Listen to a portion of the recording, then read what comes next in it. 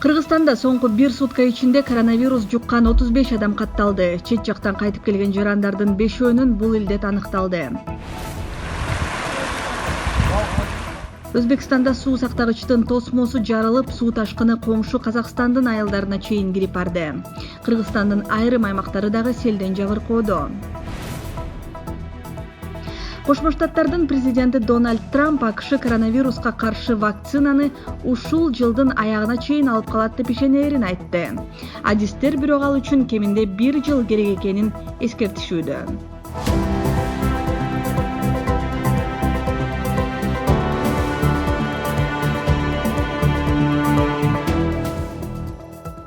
Саламатсызбы, бүгүн Азаттыкта ушул жана башка темаларга алдыда кеңири кайрылабыз. Екатеринбургтан учуп келген Жалал Абад облусунун 69 жаштагы тургуну 2 майда коронавирустан каза тапты. 17 апрелден бери Кыргызстанга кайтып келген жарандардын 5-өөнүн коронавирус табылды. Бул тууралуу 4 майда Саламаттык сактоо министрлигинин өкүлү Айнура Акматова билдирди. Анын айтымында 17 апрелден бери Кыргызстанга Анкара, Стамбул, Екатеринбург, Новосибирск, Дубай шаарларынан 1117 жүргүнчү учуп келди. Соңку бир сутка ичинде коронавирус жуккан 35 адам катталды. 4 майга карата бул илдетке кабылгандардын саны 830га жетти. Жалпысынан азыркыга чейин 10 бейтап кайтыш болду. Дүйнө жүзүндө өпкөнү сезинген оору 3,5 миллиондон ашык адамга жукту. Коронавирустан 247 миңден көп киши көз жумду. Дональд Трамп 3 майда Fox News телеканалындагы маегинде COVID-19га каршы вакцина окумуштуулар күткөн убактан алдыганча эрте даяр болот деген пикирин билдирди. Биз ушул жылдын аягына чейин бизде вакцина болуп каларына аябай ишенебиз. Жыл аягында вакцина болот. АКШда коронавирус жугузуп алгандардын саны 1 миллион 100 миң адамдан ашты. Бул дүйнө жүзүндө илдетке кабылгандардын 3/1 бөлүгүн түзөт. Кошмо Штаттарында оорудан 66 миңден көп киши көз жумду. Трамп өз өлкөсүндө оорудан ажал тапкандар 75 миңден 100 миңге чейин жетиши ыктымал экенин айткан. Ушул тушта дүйнөнүн бир катар өлкөлөрүндө ондогон ири фармацевтикалык компаниялар жана изилдөө институттары вакцинанын үстүнөн иштеп жатышат. Окумуштуулар коронавируска каршы вакцина бере дегенде 1 жылга жакын убакыттагыларын айтышкан. Европа биримдиги 4 майда коронавируска каршы вакцина даярдоо жана бул ооруну дарылоого байланыштуу изилдөө иштерин каржылоо боюнча онлайн жыйын курганы жатат. Уюмдун лидерлери тараткан билдирүүдө чогултулган акча окумуштуулар менен регуляторлордун, өндүрүш менен мамлекеттин, эл аралык уюмдар жана фонддор менен саламаттык сактоо тармагынын кесипкөй адистеринен мурда кийин болуп көрбөгөндөй глобалдык кызматташтыгына өбөлгө болот деп жазылган. Каражат чогултуу боюнча марафон 1 айга созулмакчы. Билдирүүдө вакцина даярдалган күндө деле аны калктын калың катмары үчүн өндүргөнгө жана баасынын жеткиликтүү болушуна дагы каражат керек болору белгиленген. Германиянын канцлери Ангела Меркель Европа биримдигинде даярдалган вакцина баарына жеткиликтүү болот деп ишендирди. Бул вирусту ар бир адам эле жугузуп алышы мүмкүн. Ошондуктан биздин максатыбыз дүйнө жүзүндө баарыбыз чогуу иштешүү. Бул чогуу иштөө мүмкүнчүлүгү гана эмес, бул өтө зарылдык. Германия вакцина даяр болгондо ал бардык адамдарга пайда алып келишин камсыздоого байланыштуу жоопкерчиликти алат. Керектүү дары-дармек, диагностикалык каражаттар мүмкүн болушунча көп адамдарга жетишине салым кошобуз. Британия, Канада, Франция, Италия, Жапония, Сауд Арабиясы жана Европа биримдиги дүйнөлүк саламаттык сактоо уюму менен жыйын уюштурганы жатат. АКШ бул жыйынга катышпайт. Өткөн айда Кошмо Штаттарынын президенти Дональд Трамп бул уюмду Кытайга жан тартты деп күнөөлөгөн жана каржылоону убактылуу токтотуп койгон. Коронавирустан ажал тапкан жана оору жугузган кишилердин саны боюнча алдыңкы катарда турган. Бирок соңку күндөрү көрсөткүчтөрү жакшыра баштаган Италия карантин эрежелерин жумшарта баштады. Мындан улам 4 майда бери дегенде 4 миллион адам жумушка чыкмакчы. Испания менен Германия дагы кадимки жашоого кайта баштады. Бирок 25 миң адам ажал тапкан Франция менен оору 28 миңден көп жаранын өмүрүн кыйган Британия карантин чараларын ала элек. Бразилияда COVID-19 жугузуп алгандар 100 миңден ашты жана оорудан 7 миңден көп киши көз жумду. Президент Жаир Болсонару 3 майда карантин чараларын алуудан баш тарткан губернаторлорду кайрадан айыптап чыкты. Элеонора Бейшенбек кызы, Азаттык. Май айы Борбор Азияны табигый апаат менен сынап баштады. Өзбекстанда суу сактагычтын тосмосу жарылып, ташкан суу коңшу Казакстандын айылдарына чейин кирип барды. Кыргызстан селден жабыркоодо. Эч кандай техника жок уякта. Жылкының баары калды анау. Мыналарга айтсаң биздин немиз эмес дейт. Муну ким эмне кылат анда?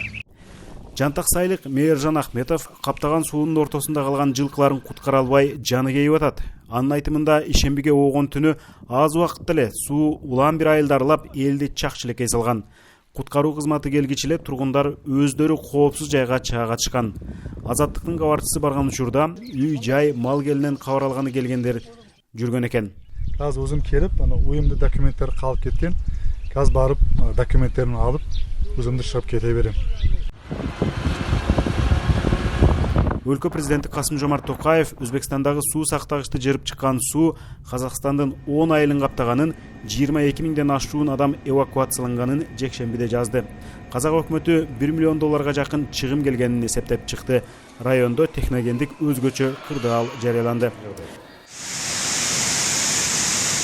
Ал эми буга себепчи болгон Өзбекстандын Сардаба суу сактагычынын тосмосу 1 майга оогон түнү жырылган. Анын кесепетинен 17 миңден ашуун адам жаракат алып, 60тайы ооруканага жаткырылды. Коопсуз жайга 70 миңдей адам көчүрүлдү. Өлкө президенти Шавкат Мирзиёев кырсык болгон күнү эле аймакка жетип барды. Бардык күчтү ушуга жумшайбыз. Абал жакшырмайын, мен баш болуп бир дагы жетекчи эч жака кетпейбиз. Эң чоң нерсе өзүңөрдү колго алуу. Бул эч ким күтпөгөн балекет. Өзбекстандын Сардаба суу сактагычы 2017 жылы эле курулуп бүткөн болчу. Тосмосу 28ден 32 метрге чейин жетет. Суу чарба министрлиги суу тосмо катуу шамалдын кесепетинен бузулду деп билдирүүдө. Азаттыктын өзбек кызматына атын айтпастан маек курган суу сактагыч куруу ишиндеги адистер мындай бүтүмдү четке кагышат. Айрымдары Сардабаны курууга катышкан адистер курулуш сапатсыз жүргөнүн, акча уурдалганын белгилешти. Азаттыктын булактары суу сактагычты парламенттин сенатору, Өзбек гидроэнергия ишканасынын жетекчиси Абдугани Сангиновдун компаниясы курганын айтып жатышат. Учурда кылмыш иши козголду. Тилсиз жоонун капшабы Кыргызстанга дагы тийди. 2 май күнү Лейлек районунун борбору Исфана шаарында жана бир нече айылда мөндүр аралаш катуу жамгырдан кийин сел жүрдү. Топон суу арыктардан ашып, ондогон үйдү каптады. Райондогу 5 айыл таза суусуз калды. Район аймагында өзгөчө кырдаал жарыяланып, жарандык коргоо штабы эл 70 миллион сомдук чыгым тартканын эсептеди. Ал эми 3 майда түштөн кийин нөшөрлүү жамгырдын артынан Аксы менен Ала Уканын айрым айылдарында сел жүрдү. Өзгөчө кырдаалдар министрлиги 20га чукул үйдү, дүкөндөрдү суу каптаганын, инфраструктуралык курулуштар жабыркаганын билдирди. Али Токтакунов, Азаттык. Эми башка жаңылыктарга кыскача токтолсок, Казакстандын Сенатынын төрагалыгына Маулен Ашимбаев шайланды. Ал буга чейин президенттик администрация башчысынын орун басары болчу. 4 майда эртең менен президент Касым-Жомарт Токаев Ашимбаевди өз квотасынан пайдаланып, сенаторлук кызматка дайындаган. Көп өтпөй борборлук шайлоо комиссиясы ага мандат берип, ал эми мыйзам чыгаруучулар бир добуштан колдоп беришти. Сенаттын буга чейинки төрайымы Дарига Назарбаеванын ыйгарым укуктары 2 майда президенттин буйругу менен токтотулган. Анын себеби түшүндүрүлгөн эмес. Казакстан конституциясына ылайык, президент капыстан кайтыш болсо же ден соолугуна байланыштуу кызматын аткара албай калса, анын ыйгарым укуктары Сенат төрагасына өткөрүлөт. Тажикстандын баш калаасы Душанбеде коронавируска кабылган адамдар үчүн убактылуу ооруканалар уюштурулат. Тиешелүү чечимди баш кала мэри Рустам Эмомали кабыл алганы маалым болду.